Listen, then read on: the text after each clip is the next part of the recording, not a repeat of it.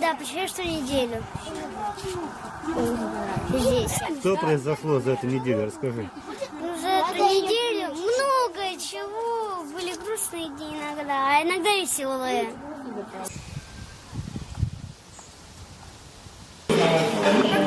Особых данных я не знаю. Нет, помните, когда я поняла, вот эти вот зданий, чтобы были беженцы с Украины, не строил. Мы не готовились к этому. Мы сегодня даем то, что есть. Спасибо. Спасибо. Да, теперь у нас задача с вами следующая.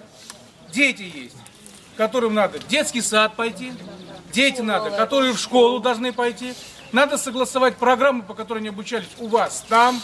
Провести их аттестацию, чтобы они соответствовали уровню знаний детей в России. Потому что могут...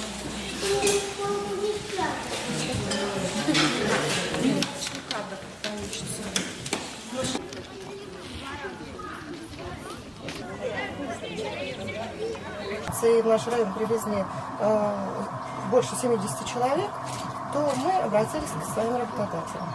То же самое, то есть аналогичную работу сделала каждая служба занятости в каждом районе.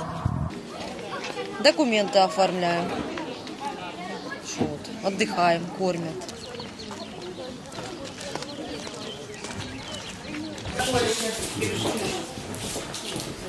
А это мама, да? Это мама. Да. Соревнования. Какая красивая девочка. Да, он бегал, он сказал. Если это так, понимаете?